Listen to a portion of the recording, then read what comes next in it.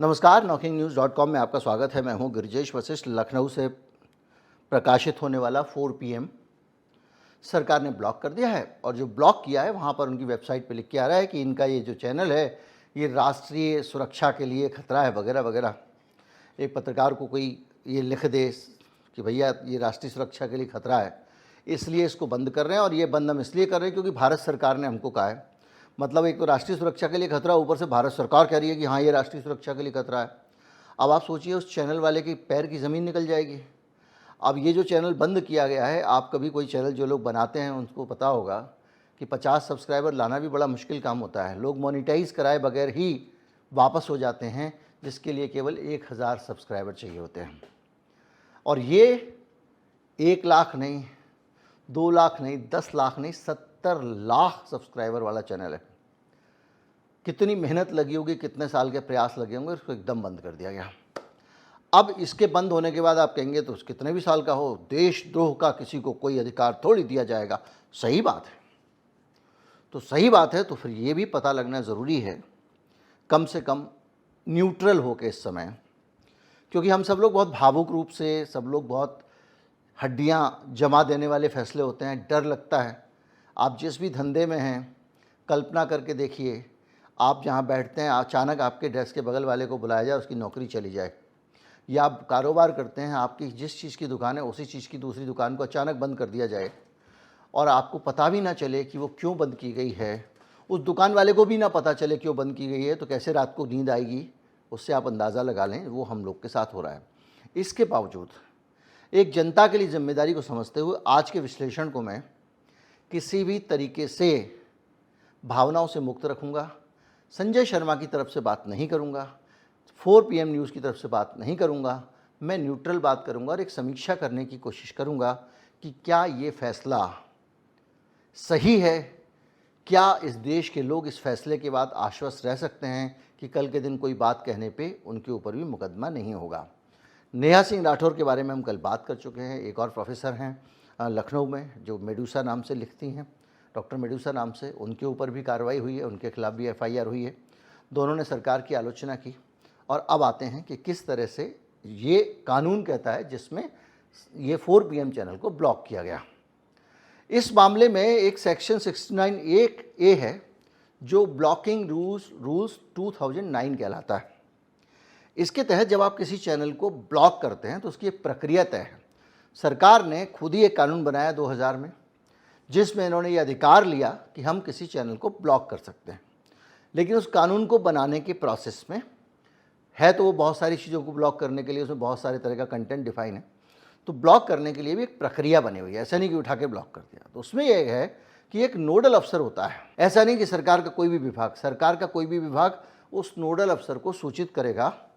कोई भी सरकारी एजेंसी, IB, RO, आर्मी और पुलिस या प्रभावित संगठन इस नोडल अधिकारी को शिकायत भेजेंगे।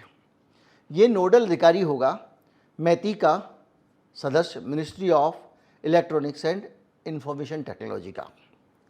ठीक है साहब, अभी तक क्लियर है। एक नोडल अधिकारी होगा, उसके पास में ही आप शिकायत भेज सकते हो और वो नोडल अधिकारी होगा ministry of electronics and IT का। ठीक है, अब एक कमेटी बनेगी, committee on examination of request. सोचिए, आर्मी भी अगर चाहेगी तो उसको इस नोडल अफसर को भेजना पड़ेगा और ये जो है एग्जामिनेशन और जो रिक्वेस्ट है उसके लिए कमेटी बनेगी। यानी वो उस जांच को देखेगी कि भाई ये शिकायत जायज़ है या नाजायज़ है, भले वो IB से आई हो, भले वो स्वयं डोभाल साहब ने भेजी हो। उसके बाद उसमें गृह मंत्रालय, कानून मंत्रालय, सूचना प्रसारण मंत्रालय और IT मिनिस्ट्री के अधिकारी होते हैं उस कमेटी में। वो कमेटी कहती है हाँ इस पर एक्शन लिया जा सकता है और ये कमेटी कंटेंट देखती है कि भाई जो कानून बनाया उसका बता रहा हूँ, जो कंटेंट है वो क्या राष्ट्र की संप्रभुता और अखंडता को खतरे में डालता है, यानी देश के लिए खतरा तो नहीं है और देश के टुकड़े टुकड़े करने वाली चीज़ तो नहीं है, देश को बांटने वाली चीज़ तो नहीं है, धर्म के आधार पर, जाति के आधार पर, भौगोलिक आधार पर। राज्य की सुरक्षा, विदेशों के साथ संबंध और पब्लिक ऑर्डर पर इसका असर ना पड़ता हो। यानी राष्ट्र जो है उसकी सिक्योरिटी ही नहीं, अगर आप मान लीजिए कि विदेशी जो हमारे मित्र हैं, जो मित्र देश हैं, उनके साथ भी संबंधों पे अगर बुरा असर पड़ता है तो भी आपके कंटेंट को ये ब्लॉक कर सकते हैं। और सार्वजनिक व्यवस्था पर भी ब्लॉक ऐसे नहीं कर सकते, उसका भी प्रक्रिया है। असर डालता हो, यानी ऐसा ना हो कि दंगा फैला रहे हो आप समाज में, हिंदू मुसलमान कर रहे हो, बांट रहे हो, ये सारी बातें। इसकी प्रक्रिया क्या है? ये कमेटी चैनल को ब्लॉक तो कर सकती है, लेकिन उसके लिए जो व्यक्ति है उसको एक शो कॉज नोटिस देगी। कारण बताओ नोटिस कि भाई साहब आपने ये दिखाया तो कैसे दिखाया।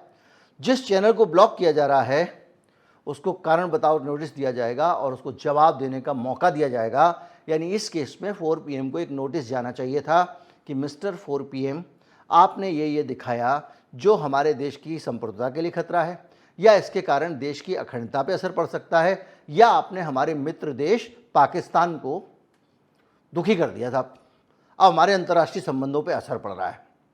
तो आप जो है वो इन तीनों दायरे में फला जगह पे आपने इस वीडियो में ये किया है, जवाब दें कि आपका चैनल क्यों ना ब्लॉक कर दिया जाए। लेकिन ये होने के साथ साथ एक सरकार को और पावर दी गई है, वो ये है कि इमरजेंसी में, आपातकाल में, आपातकालीन स्थिति में आप सीधे चैनल को ब्लॉक कर सकते हो। यानी सीधे ब्लॉक कर सकते हो, पर इमरजेंसी केस में। इमरजेंसी क्या है? कमेटी जो है अपनी सिफारिश ministry of information and technology को देगी और वो वहाँ पर संयुक्त सचिव स्तर का एक अधिकारी है, जॉइंट सेक्रेटरी लेवल का, वो उस पर आखिरी फैसला लेता है कि भैया इसको हमको ब्लॉकिंग का आदेश देना है कि नहीं देना है, यूट्यूब को ब्लॉकिंग के लिए कहना है कि नहीं कहना है। तो ये प्रक्रिया है। और इमरजेंसी ब्लॉकिंग में भी रूल 9 है, उसके तहत अगर आप इमरजेंसी में भी अगर किसी चैनल को ब्लॉक कर रहे हो और बहुत आपात स्थिति हो, जैसे आपका लाइव वीडियो चल रहा है और उस लाइव वीडियो में अभी की अभी हिंसा भड़क सकती है, या आप लाइव कोई ऐसी चीज़ दिखा रहे हो जिससे कि समाज में जो है एकदम अफरा तफरी मच जाएगी, कुछ नुकसान हो जाएगा, या आप जो है लाइव पोर्नोग्राफी चला रहे हो, ऐसी स्थिति में इमरजेंसी क्लॉज है और वो सेक्शन 9 है, जिसमें रूल 9 है, जिसमें आप तुरंत उसको ब्लॉक कर सकते हो। लेकिन 48 घंटे के अंदर ब्लॉक करने के बाद वो जो कमेटी थी जिसमें 4 मंत्रालय के अधिकारी थे, उसको रिव्यू के लिए भेजा जाएगा। फिर वो कमेटी रिव्यू करके अप्रूव कर देगी, तभी इमरजेंसी ब्लॉकेज उसको माना जाएगा। लेकिन ये काम भी जुडिशियल निगरानी में होगा, यानी इस पे बाकायदा अदालत का, न्यायपालिका का रिव्यू होना चाहिए। अब इसमें हाई कोर्ट या सुप्रीम कोर्ट में आप 226/32 के तहत कर सकते हैं अपील। तो अब आप समझ गए, जो अचानक 4 PM बंद हुआ है राष्ट्रीय सुरक्षा के नाम पे, तब तो ये बड़ी खतरनाक स्थिति होना चाहिए, तभी तो आप कर सकते हो।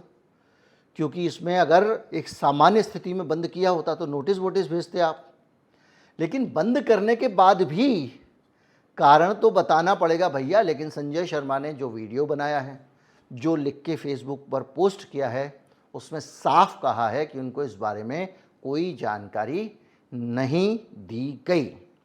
अब इसको जो है बहुत सारी चीज़ें, इसमें तमाम सारी चीज़ें आ रही हैं जिसमें ये कहती है कि आपके पास एक जायज़ शिकायत होनी चाहिए, IB करे, मिलिट्री करे, कोई करे, जांच समिति के पास जाना चाहिए, कारण बताओ नोटिस देना चाहिए, आधिकारिक आदेश होना चाहिए और आपातकाल में उसकी समीक्षा भी होनी चाहिए अगर आपातकालीन परिस्थिति में आपने ब्लॉक किया।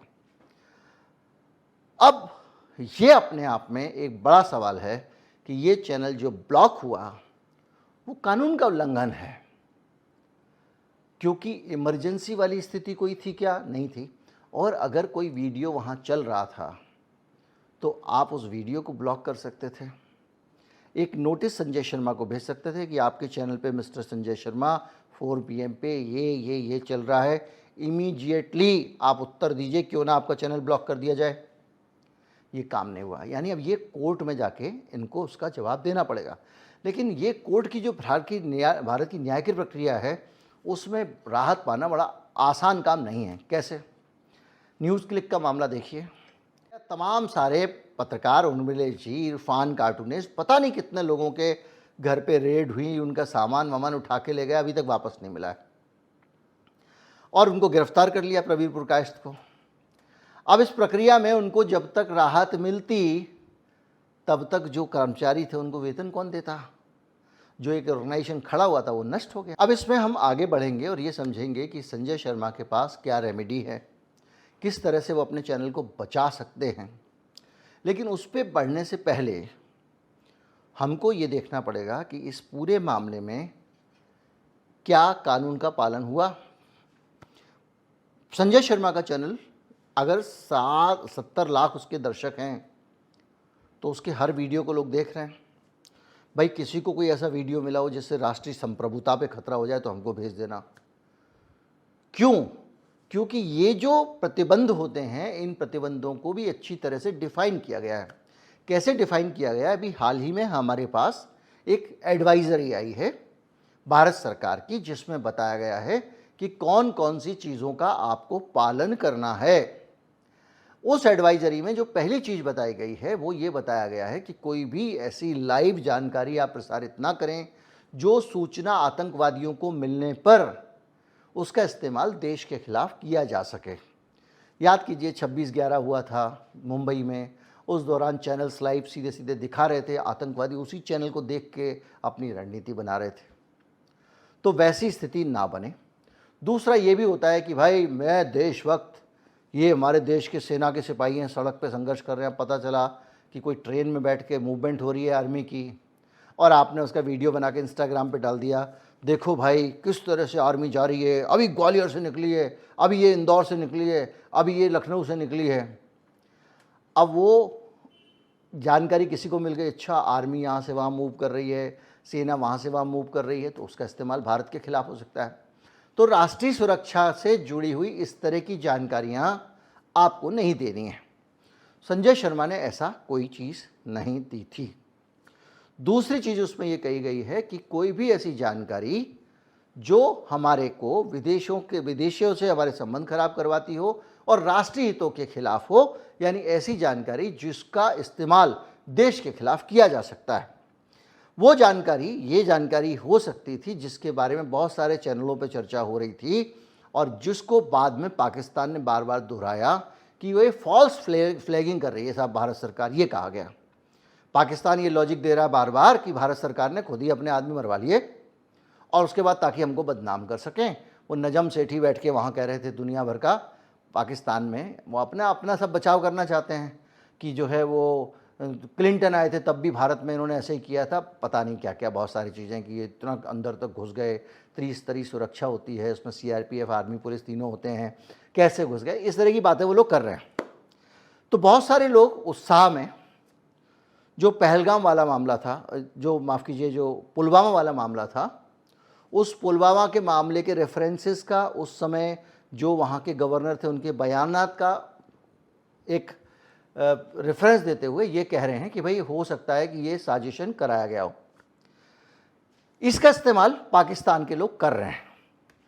लेकिन ऐसी कोई जानकारी इस चैनल पे आई भी थी तो वो इतनी ज़्यादा वाइडली सर्कुलेटेड जानकारी है, बहुत सारी जगहों पे लोग इसकी चर्चा कर रहे हैं कि आप 4 PM को बोल के उसको हटवा सकते थे अगर उनके किसी डिस्कशन में था, वैसे तो नहीं था। तीसरी चीज़ जो सबसे अहम, भारत को बांटने, भारत में किसी भी प्रकार का बंटवारा करने, देश में सामाजिक व्यवस्था को बिगाड़ने, सोशल ऑर्डर को गड़बड़ाने, कानून व्यवस्था की स्थिति खराब करने और देश में धार्मिक और जाति के आधार पर लोगों को बांटने का काम करना गलत है, गुनाह है इस कानून के हिसाब से, IT एक्ट के हिसाब से। और जो हमको एडवाइजरी आई है उस एडवाइजरी में भी यही लिखा हुआ है, वो एडवाइजरी मैं आपको लगा दूंगा, उस एडवाइजरी में भी यही लिखा हुआ है। तो अब बड़ा सवाल ये है कि आप लगातार देख रहे हैं, जब घटना हुई है उसके 1 घंटे के अंदर इस देश में सैकड़ों हज़ारों हैंडल लगातार सक्रिय हो गए और बार बार वो 2 चीज़ें दोहरा रहे थे, धर्म देखकर मारा, धर्म देखकर मारा, जिसकी पुष्टि काफ़ी लंबे समय तक नहीं हो पाई। दूसरा, धर्म पूछा, जाति नहीं। यानी एक पॉलिटिकल नैरेटिव के बेसिस पे इस देश के समाज को आप हिंदू मुसलमान में बांटने की कोशिश कर रहे थे। इसके अलावा भी आपने बहुत सारे ऐसे काम किए जो इस देश में आपस में भेदभाव पैदा कर सकते थे। देश के कई राज्यों में, राज्यों के नाम का जिक्र नहीं करूंगा, कश्मीर के रहने वाले जो विद्यार्थी थे उन विद्यार्थियों के साथ में तमाम बदसलूकी की गई। देश के कई राज्यों में और कई मौक़ों पर हिंदू मुसलमान के बीच का तनाव, जो भारत के लिए बेहद संवेदनशील मसला है, जो पहलगाम का आतंकवादी करना चाहता था उसकी तरह मदद करते हुए इस देश में उसी इन्फॉर्मेशन को रिपीट किया गया ताकि हिंदू मुसलमान के बीच में अविश्वास बढ़े। ये जानकारी किसी से छिपी नहीं है, सबको व्हाट्सएप पे, सोशल मीडिया पे पढ़ने को मिली है। कश्मीर के लोगों के प्रति, कश्मीर के प्रति हिकारत और नफरत भरी जानकारी भी इस देश में बहुत सारी बांटी गई है। तो ये जो कानून का उल्लंघन है, ये वाला हिस्सा, ये तो संजय शर्मा ने नहीं किया। ये काम तो वो लोग कर रहे हैं जो खुद सरकार के साथ खड़े हैं। तो क्या हम ये समझें कि पॉलिटिकल जो सरकार के इरादे हैं, उन इरादों को पूरा करने वाला कानून का हर उल्लंघन चलेगा, और वरना आदमी जो लग रहा है सरकार की आलोचना कर रहा है, जो सवाल पूछ रहा है, भाई 15-20 सवाल तो पूछे जा सकते हैं देश की सुरक्षा को लेके। जैसे कि आपने ये कहा कि वहाँ पर अपने आप उस टूरिस्ट सेंटर को खोल दिया गया, और वहाँ पर, ये तो सर्वदलीय बैठक में कहा है, और सरकार को इसका पता नहीं चला। भाई एक टूरिस्ट सेंटर खुला है, वहाँ के लिए बुकिंग की जा रही है, देश भर से टूरिस्ट आ रहे हैं, आप कहते हो हमारा इंटेलिजेंस फेल्यूर नहीं होगा, ये होगा वो होगा, हमारे चप्पे चप्पे पे सुरक्षा है, हमारे पास इंडियन जेम्स बॉन्ड डोभाल साहब हैं, और आपको ये पता नहीं चल रहा है कि उस जगह पे ऑलरेडी टूरिज्म चल रहा है। बोल रहे इसलिए वहाँ पे सुरक्षा नहीं थी, क्योंकि हमने जो है ना वो, हमको पता नहीं था। अब पता चल रहा है वो तो साल भर टूरिज्म चलता है, वहाँ पे खोलने बंद करने का प्रश्न ही नहीं था। तो अब सुरक्षा नहीं थी, इसका जवाब सरकार को देना चाहिए, तो आप दे नहीं रहे हो। 30 तरी सुरक्षा थी, और 300 किलोमीटर ट्रैवल करके पाकिस्तान की सीमा से, पाकिस्तान की सीमा नहीं है, माफ़ कीजिएगा, वो लाइन ऑफ कंट्रोल है, उसके पार भी भारत है। जो कश्मीर है, पाकिस्तान के कब्ज़े वाला गुलाम कश्मीर, जिसको हमें आज़ाद कराना है, वो उसके पार है। तो LOC से 300 किलोमीटर ट्रैवल करके कोई आतंकवादी पहलगाम आ गया, फिर भी आपको पता नहीं चला, और उसके बाद वो कहाँ गायब हो गया, फिर भी आपको पता नहीं चला, मिस्टर जेम्स बॉन्ड। और इस सारी चीज़ों के बीच में ये सवाल पूछने वाले हैं, और जब कोई ये सवाल पूछेगा, ऐसे 100 सवाल हैं, मैंने बाकायदा फेसबुक पे पूछे हैं, तो आप ऐसे सवाल पूछने वाले को देशद्रोही मान लोगे कि यार ये तो हमारा इरादे ही ख़राब कर रहा है। हम सोच रहे थे कुछ चुनाव में जो है वो धर्म पूछ के मारा, ये वो मामला उठा लेंगे, पटना से मोदी जी चुनौती दे देंगे। तो आप उसके बजाय हो ये रहा है कि ये तो पूरी पोल खोल दे रहा है। तो या तो आपने इसलिए किया, लेकिन कानून इसकी इजाज़त नहीं देता है, और कानून इसकी इजाज़त नहीं देता है तो आप कर कैसे सकते हो।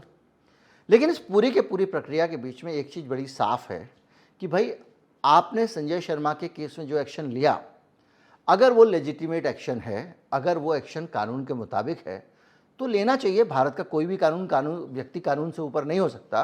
अगर वो देश की संप्रभुता को नुकसान पहुंचा रहा है, अगर वो देश को किसी तरह से नुकसान पहुंचा रहा है, तो वो गलत है। लेकिन इस केस में तो कुछ दिखता नहीं है, क्योंकि सरकार खुद ही बताने की हालत में नहीं है कि ऐसा क्या हुआ था कि आपको वो चैनल ब्लॉक करना पड़ा। एक सवाल बार बार हमको ये पूछने को मजबूर करता है कि भाई कारवां कैसे लुटा। अब जब इंटेलिजेंस फेल्यूर हुआ है तो गोदी मीडिया क्या क्या कर रहा है सुनिए। आपने संजय शर्मा का चैनल ब्लॉक कर दिया। मैंने कल के वीडियो में आपको वीडियो दिखाया था किस तरह से कुछ चैनल जो गोदी मीडिया हैं वो पाकिस्तान के कुछ लोगों को अपने चैनल पे बिठाते हैं, फिर वो चैनल भारत के लोगों को, भारत की जो पार्टी के प्रवक्ताओं को, उनको बिठा के वो पाकिस्तान का आदमी गाली गलौज करता है, भद्दा बद्दी बातें बोलता है, देश के लिए बोलता है, देश के लोगों के लिए बोलता है, सरकार के लिए बोलता है, मोदी जी के लिए भी बोलता है, और वो तमाम सारी गालियां वो अनवरत देता रहता है, और वो चैनल उसको खोल के रख रहा है। यानी आप लोगों के मन में एक गुस्सा पैदा करना चाहते हैं पाकिस्तान के बहाने। वो गुस्सा किसके लिए पैदा किया जा रहा है? धर्मदेव कर मारा का नारा जब दिया जाता है, किस नीयत से दिया जाता है? तो ये जो चीज़ें हैं, इन पे तो आप रोक लगती नहीं आपसे, जो अपने आप में बेहद खतरनाक है। अब इंटेलिजेंस फेल्यूर पे लॉजिक दे रहे हैं। एक श्रीमान जी हैं, बहुत ही, क्या बताऊं मैं उनके बारे में, अच्छा ही होंगे। वो अपना वीडियो बना के बता रहे हैं कि इंटेलिजेंस फेल्यूर हो गई तो क्या हो गया, इस सरकार ने पहले भी तो हमले रोके हैं। भाई 10 बड़े बड़े हमले हो चुके हैं, दुनिया भर में लिस्ट घूम रही है, अक्षरधाम से लेके, उरी से लेके, पुलवामा से लेके, बार बार आपका इंटेलिजेंस फेल्यूर हो रहा है। तो अरे भाई, एक छोटी सी बात समझो कि आप जो कह रहे हो उसको समझो कि भाई ये डॉक्टर साहब क्या हो गया, इन्होंने कैंची छोड़ दी 2 बार, 10 बार इन्होंने सफल ऑपरेशन भी तो किए हैं।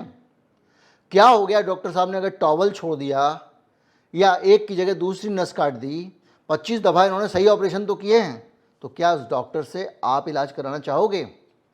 तो भारत की, देश की सुरक्षा और संप्रभुता को ऐसे इनएफिशिएंट सिस्टम पे कैसे छोड़ सकते हो, जो 300 किलोमीटर ट्रैवल करके आतंकवादी आ जाता है देश में और अंजाम देकर चला जाता है, और उसकी कोई आलोचना भी नहीं करे। आलोचना करोगे तो ताला लगा दोगे। और जो ये एक बार कैंची छोड़ दिया तो क्या हुआ टाइप की बातें करने वाले लोग चलो पे मौज कर रहे हैं। तो इसका मतलब ये है कि गोदी मीडिया जहर फैलाए, देश को बांटे, ट्रोल सेना बांटे, आईटी सेल बांटे, दंगे करवाने की कोशिश करे, इनके कारण जो है वो स्टूडेंट्स पे हमला हो दूसरे अलग अलग शहरों में, तब आपको चलेगा। लेकिन जहां पे कोई आपकी आलोचना करेगा तो उसके ऊपर कानून का डंडा चलाओगे, और वो भी ऐसा डंडा जिसमें कानून आपको इजाज़त नहीं देता। उम्मीद करता हूँ इस केस को आप अच्छी तरह से समझ गए होंगे। ये पूरी तरह से जो मामला है, ये मामला आधारहीन है। अब संजय शर्मा के पास जो रेविटी हो सकती है वो ये हो सकती है कि सरकार ने भले ही उनको जानकारी नहीं दी है, संजय जी सुन लो आप, भले ही सरकार ने जानकारी नहीं दी है, तब भी आरटीआई के तहत आप सरकार से जानकारी मांग सकते हो। उस जानकारी को लेकर, उसके आधार पर आप सरकार पे एक तगड़ा मुकदमा कर सकते हो और उनसे आप पूछ सकते हो कि आप ये बताइए कि आपने कौन सा कंटेंट ब्लॉक किया, किस आधार पर किया। अब उनके कुछ वीडियो के थंबनेल जो हैं वो लोगों को ऐसे वाले हैं जो थोड़ा बढ़ा चढ़ा के रखे गए हैं। यूट्यूब पे लोग बढ़ा चढ़ा के थंबनेल इसलिए भी बनाते हैं क्योंकि थंबनेल अगर बढ़ा चढ़ा के नहीं बनाएंगे तो लोग खोल के वीडियो नहीं देखते हैं। आप अच्छा से अच्छा वीडियो बनाओ, लोग खोलेंगे तो पता नहीं चलेगा। तो कुछ थंबनेल उनके निकाल के, पुराने 10-15 निकालिए, इतने समय से चैनल चल रहा है, निकालिए 10-15। अब उनको लेके वो कह रहे हैं देखा ये तो ऐसे। वो जो थंबनेल बढ़ा चढ़ा के अगर लगाया भी है और लोगों को क्लिक करने के लिए अगर थंबनेल को ज़्यादा ट्वीक किया गया, उसको क्लिकबेट भी बनाया गया, उसका नियम अलग है, उसके लिए यूट्यूब का कानून है। और यूट्यूब ऐसे मामलों में लगातार फ्लैग करता रहता है, पकड़ता रहता है, गलत थंबनेल उन्हें बताता रहता है, उसको ठीक करवाता रहता है। इसलिए वो जो थंबनेल वाला बहाना लेके आप इतने बड़े क्रैकडाउन को जस्टिफाई करने की कोशिश मत करो।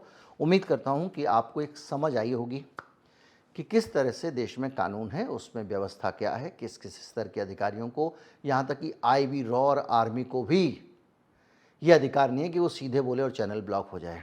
उसके बावजूद चैनल ब्लॉक हुआ है तो ये अपने आप में बड़े सवाल हैं, और ये सवाल हमें सोचने पर मजबूर करते हैं कि मेरा आपका भविष्य क्या है। हमारे जैसे लोग जो निकल पड़ते हैं कुछ बेहतर करने की चाह में, सोचते हैं कि कुछ, मैं आपको बता रहा हूँ, आपको जान के अच्छा होगा, आज ही 1-1 लाख रुपए के विज्ञापनों के 2 प्रस्ताव मैंने इनकार कर दिया, क्योंकि वो ऐसे प्रोडक्ट थे जिनको मैं प्रमोट करना नहीं चाहता हूँ। तो हम लोग लगातार ऐसे, वो समाज के लिए ठीक नहीं थे, इसलिए मैं प्रमोट करना नहीं चाहता हूँ। हम लोग लगातार अपनी तरफ से कोशिश कर रहे हैं, प्रयास कर रहे हैं, तमाम सारे अभावों, दिक्कतों, परेशानियों को झेलते हुए भी। तो आप लोगों का फ़र्ज़ सिर्फ इतना बनता है, मोहब्बत बनाए रखें। उसका सिंपल तरीका है, वीडियोस देखते रहें, जहां हम गलत लगें आप हमको बताते रहें, बताते हैं लोग। सही लगे तो बढ़ावा दें हमको। वीडियो अगर आपको लगता है दूसरों को मालूम होना चाहिए, उनको फॉरवर्ड करें। यही बस एक छोटी सी चीज़ है जिसके कारण आप हमको सपोर्ट कर सकते हैं, मदद कर सकते हैं। और आपको अगर कुछ भी अच्छी जानकारी मिलती है, आप चाहते हैं कुछ करना चाहिए तो हमको आप ईमेल करके बता सकते हैं। नमस्कार, जय हिंद।